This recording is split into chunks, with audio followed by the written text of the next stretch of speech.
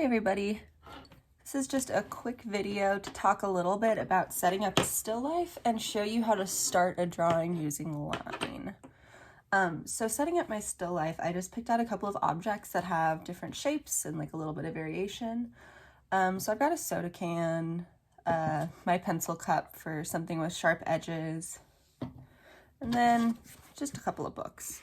I'm just going to arrange those in a way that looks good to me. Pretty simple. For this first still life, you really don't want it to be too complicated. You can have a few more objects than that, and if you have something that has a really nice texture, you're welcome to use that as well, but don't feel the need to make it really difficult for yourself. So to start this drawing, I'm working on paper that's a little bit smaller than yours, but if you want something that's more this size, you can go ahead and cut one of those 18 by 24 sheets in half. It doesn't need to be 18 by 24 for this one. So I've got that set up, and for this demo, I'm just going to be using a pencil, and then I'll come back in with an ink pen.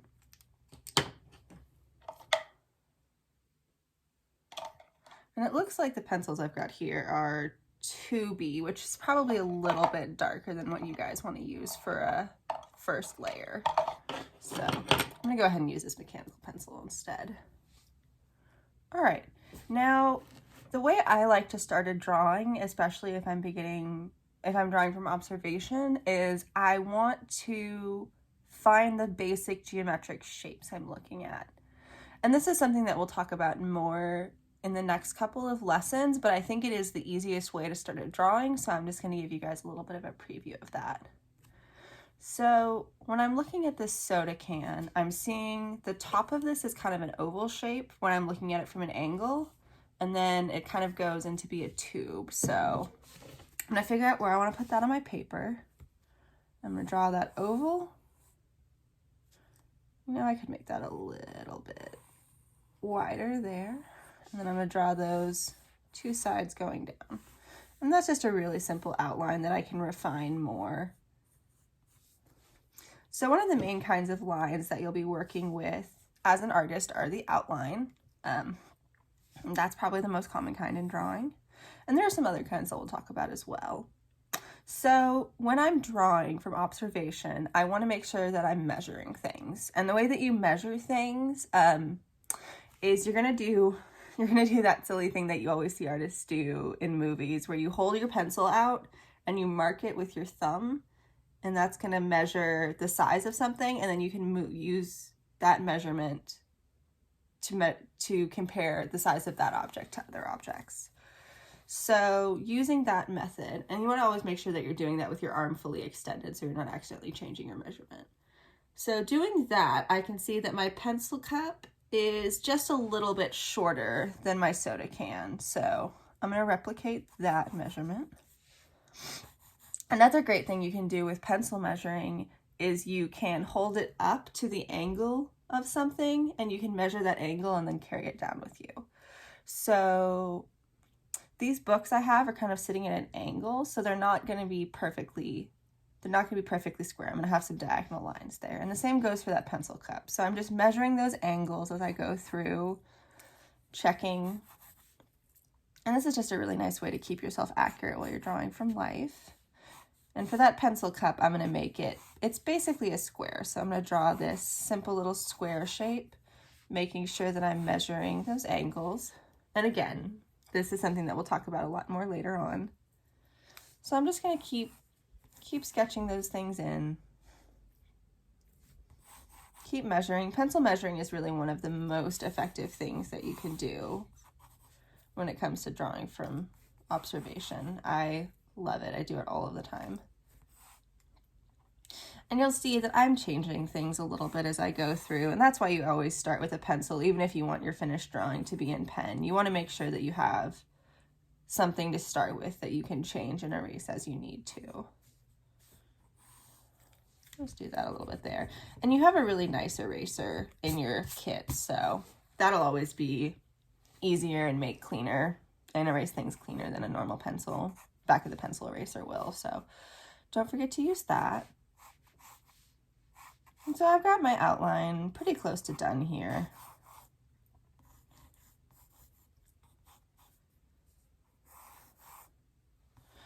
And I'm going to think about adding in some details now. So I'm going to go through, I've got paintbrush in this cup, got some pencils, and I'm just going to think about the general shapes. Like all of these objects are basically just little tubes, so that makes it easier to draw. And then I'll come back in and add the details, like the pencil lead and things like that. So that's how I usually start an outline. And then I'm going to switch over to pen so you can see this a little bit better. But I'm going to talk about some of the ways that you can shade and add definition with line. So the first thing I'm going to do is I'm going to do the outline of this soda can. And normally I'd sketch in the little details with pencil first, but this time I'm doing them with pen because I just want to show you guys a couple of things real quick. So do not feel like you need to skip to pen this early on. You have as much time as you need with a pencil. So I've got this outline, and that's just kind of showing where the boundaries of the objects are and maybe a little bit of the shape. We got that. It's a little bit messy, that's okay.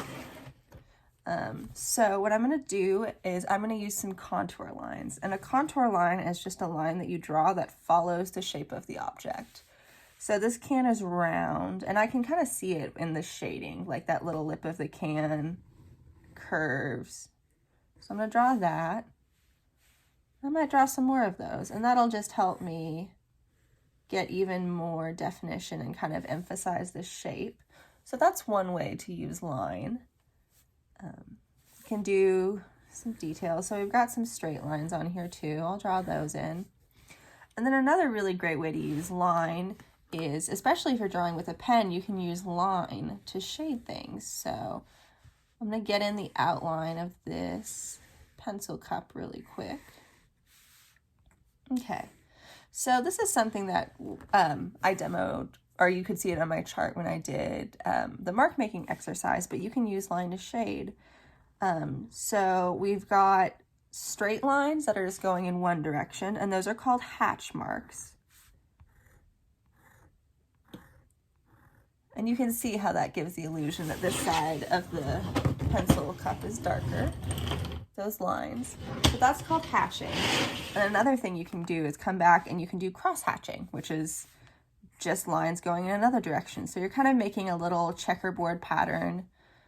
And I can just keep coming in with those lines and keep making things darker by adding more and more lines overlapping each other.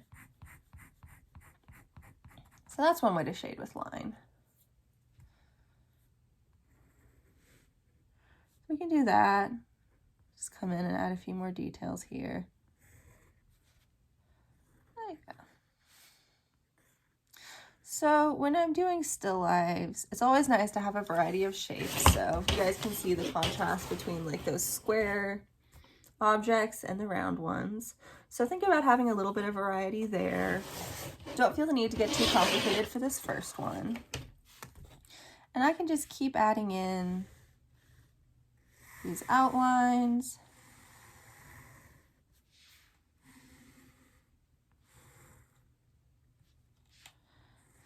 As artists, one of the most basic tools we have is the line. So it's one of the simplest marks you can make and one of the most versatile.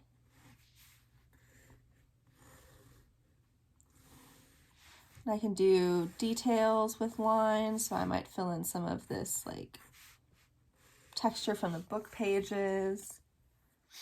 If I wanted to maybe get a little bit of the text on the book for some more details, I could do that. And again, this is something I would normally do with pencil, but so yeah, I can do that.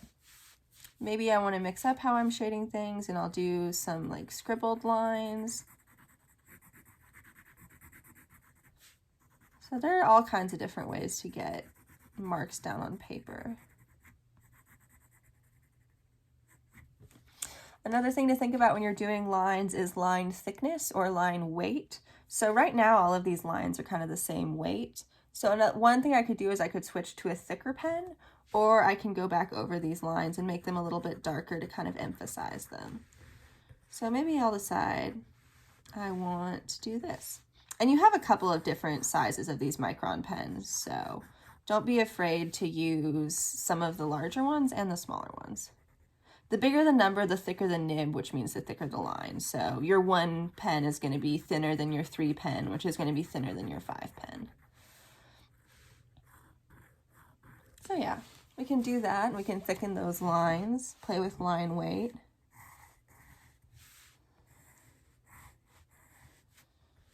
That's always a nice variety. And you can see that kind of makes this object seem heavier than the ones around it. So that's something you can play with. Maybe you want to have thicker lines on the side where your objects are kind of in shadow. Maybe not. So as I continue to draw, I'm going to start looking for cast shadows, and those are the shadows that are on the surface where the object is blocking the light. So I've got really strong light coming in from my windows. So this can, you can see it's casting the shadow on the paper. So I'm going to be looking for those, maybe sketching those in and doing some little cross-hatch lines for those where I see them. And adding some shading to your drawings like this just gives a really good sense of 3 dimensions. It'll help it look like your object is really sitting on something. So that's another thing to think about. And you don't have to master shading for this assignment. It's really just getting used to using line, used to drawing from life, all that good stuff. So if your shading is not perfect, I would not be concerned about that. And I really like the diagonal lines on this cup, so I might fill in that design.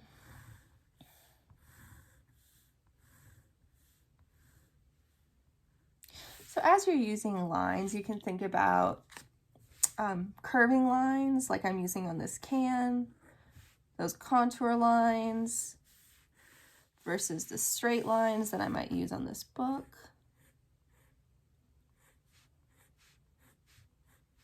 Think about cross-hatching, hatching and cross-hatching. There's a bunch of different ways to use lines. And I can have a continuous line, which is this good steady line that I'm using to outline the table in the background. Or I can have a broken line. And that might be something where I'm, you know, I'll maybe draw the shadows with a broken line. So it's just, the line has some little gaps in it. And that's another way to think about line.